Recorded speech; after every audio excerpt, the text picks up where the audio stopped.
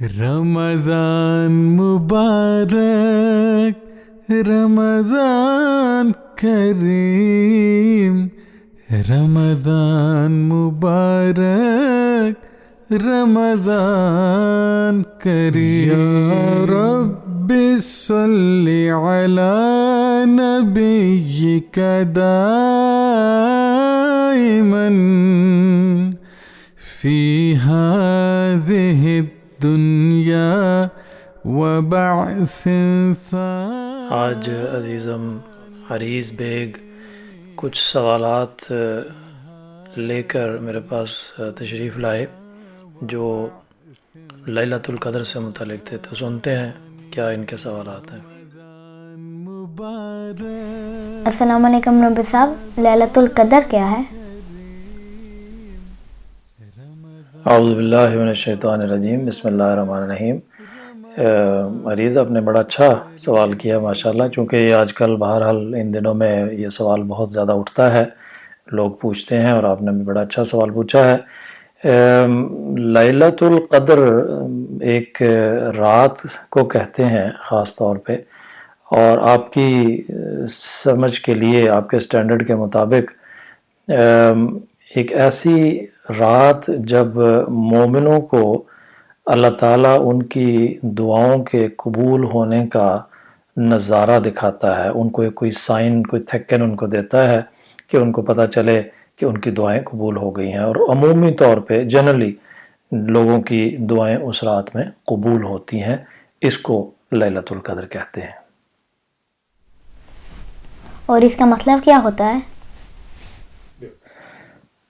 ہاں، اس کے ایک معنی اور یہ بھی ہیں کہ ایک ایسی رات جس میں قدر کا مطلب اندازہ بھی ہوتا ہے، جس میں اندازہ لگایا جاتا ہے یا اندازہ پیش کیا جاتا ہے کہ یہ شخص یا یہ مومن جو ہے، اس کا اب فیوچر کیا ہے، اس کا مستقبل کیا ہے، آئندہ سال اس کا کیسا گزرے گا، کون کون سی یہ عبادتوں میں ترقی کرے گا یا کون سی یہ غلطی کرے گا، اور کون سے کسی غلطی کا اس کو خمیازہ بھگتنا پڑے گا۔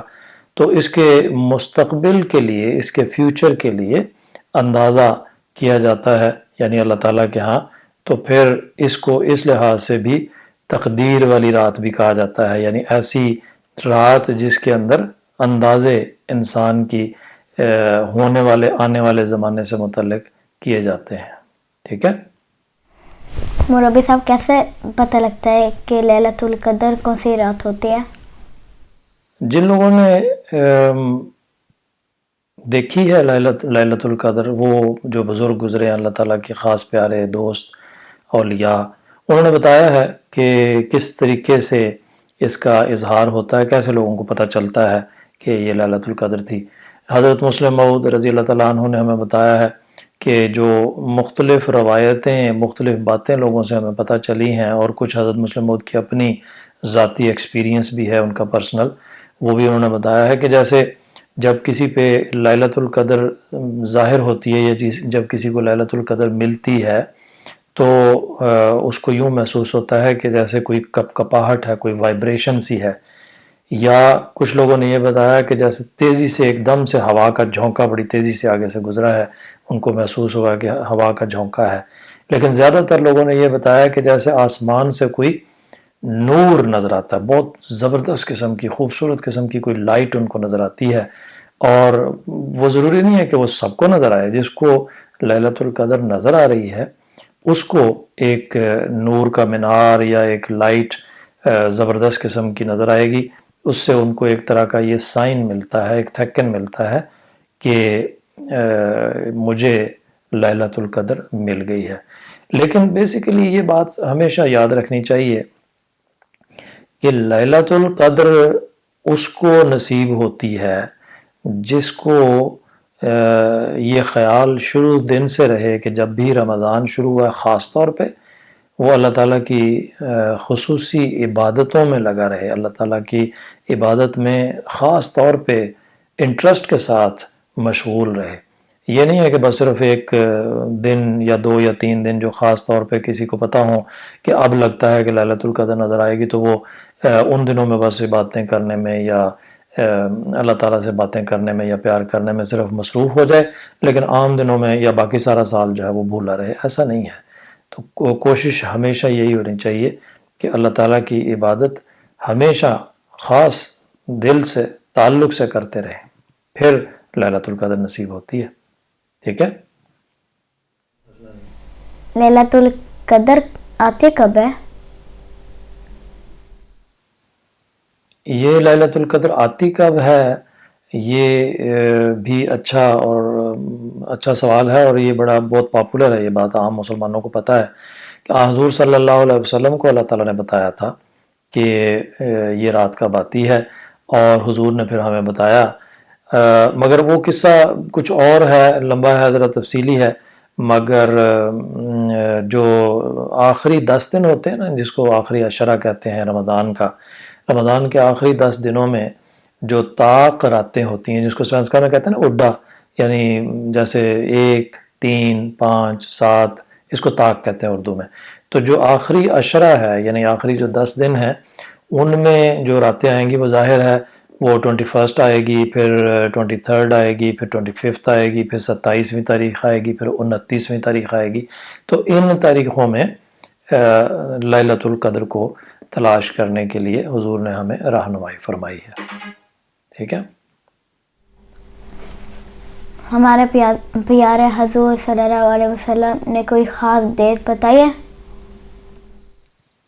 جیسا کہ میں نے ابھی کہا ہے کہ آخری رمضان کے آخری جو 10 دن ہیں ان میں لیلۃ القدر کو تلاش کرنا چاہیے، لیکن بات یہ ہے کہ حضور صلی اللہ علیہ وسلم کے متعلق بہت سی حدیثوں میں، روایات میں پتہ چلتا ہے کہ حضور کو معین ایگزیکٹ ڈیٹ اللہ تعالیٰ نے بتائی تھی، لیکن انفارچونیٹلی جب حضور کو یہ بات بتائی تو اللہ میاں نے تو حضور بڑے خوش تھے، اور حضور کا بڑا دل چاہ رہا تھا کہ میں اپنی امت کے لوگوں کو فوراً جا کے بتاؤں کہ یہ اتنی زبردست قسم کی رات اللہ تعالیٰ نے ہمیں عطا کی ہے کہ جس میں خوب عبادتیں کرتے ہوئے اللہ میاں سے جو مانگو گے اللہ تعالیٰ عطا کر دے گا۔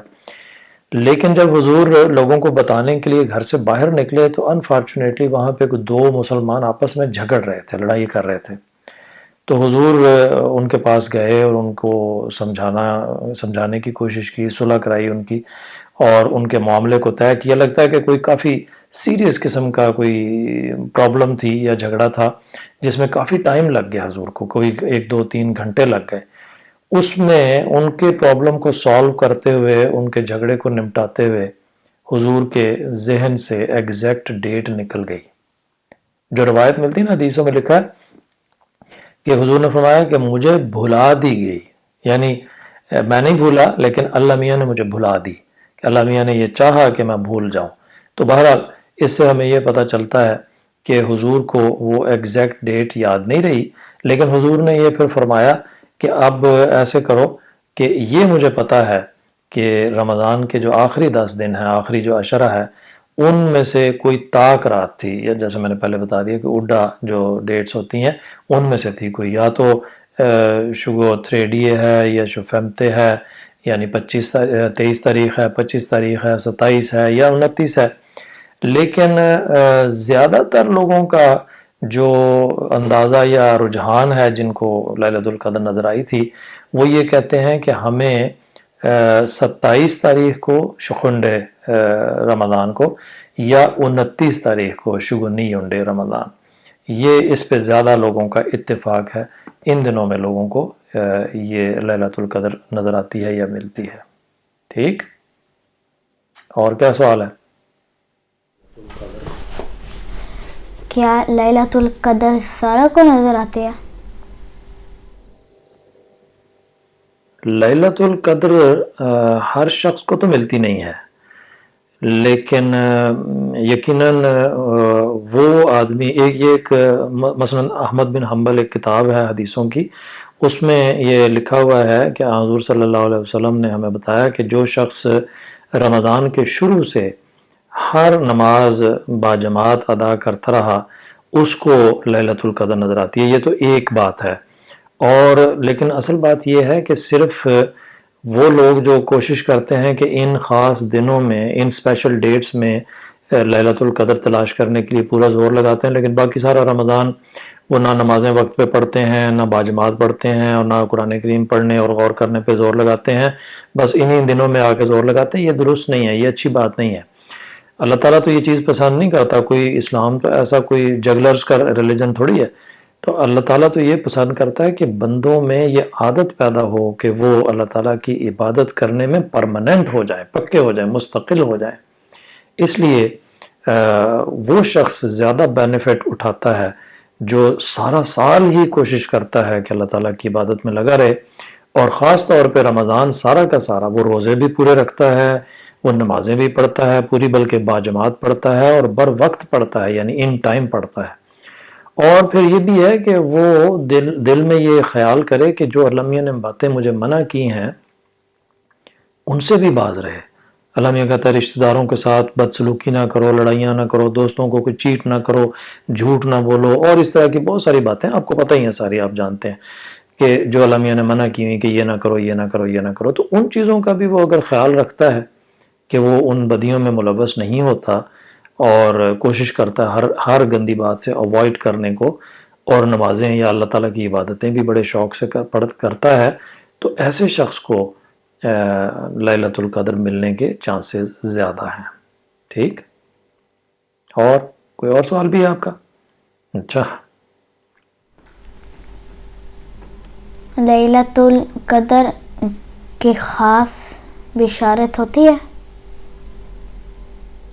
لیلۃ القدر کے بارے میں ایک بڑی زبردست خوشخبری ہے، بشارت ہے کہ حضور صلی اللہ علیہ وسلم نے فرمایا کہ جس شخص نے رمضان میں ایمان کی حالت میں اور اپنے نفس کا محاسبہ کرتے ہوئے روزے رکھے اور عبادتیں کیں تو اس کے سارے پچھلے گناہ جو ہیں وہ معاف کر دیے جائیں گے. محاسبہ پتہ کیا ہوتا ہے؟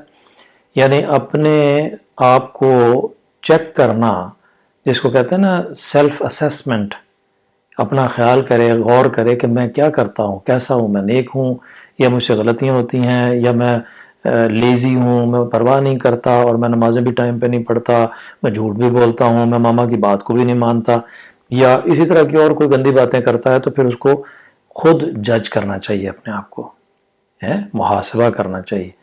اور اس طرح اگر کوئی شخص سوچتا ہے کہ میں ایمان، یعنی اس کو یقین ہو، ایمان کی حالت میں یعنی یقین ہو، اس کو 100% ٹرسٹ ہو کہ اللہ میاں جو ہے میرا وہ بہت زبردست قادر ہے، سائنس کا میں کہتے ہیں نا آلس میکتیگے، وہ بڑی طاقتیں رکھتا ہے، وہ ہر کام کر سکتا ہے، اور وہ علیم بھی ہے، اس کو سب کچھ پتہ ہے، وہ الوے تنڈے ہے، ہر چیز کا اس کو پتہ ہے، وہ السی ہے، وہ ہر چیز کو دیکھ رہا ہے.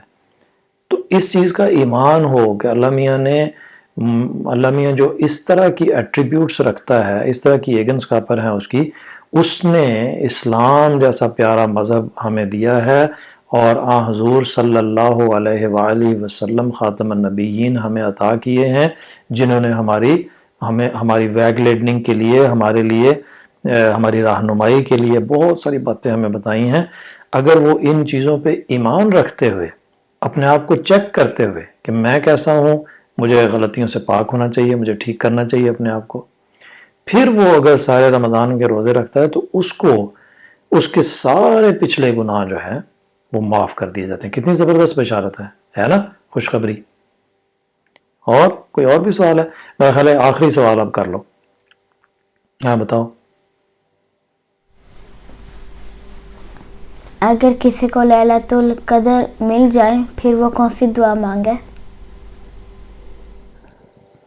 اچھا، ہاں، یہ بڑا امپورٹنٹ سوال آپ نے کیا ہے کہ جب کسی کو لیلۃ القدر مل جائے یا نظر آ جائے تو وہ کون سی دعا کرے، کیا مانگے اللہ میاں سے. اور بہت ساری چیزیں ہیں جو انسان کے دل میں آتی ہیں، میں یہ مانگ لوں، میں وہ مانگ لوں، ہر ایک کی اپنی اپنی نیڈز ہوتی ہیں نا. لیکن ہمارے لیے ایک بڑی زبردست قسم کی گائیڈ لائن ہے. حضرت عائشہ رضی اللہ تعالی عنہ، آپ جانتے ہیں نا ان کو، انہوں نے حضور صلی اللہ علیہ وسلم سے ایگزیکٹلی یہی سوال کیا.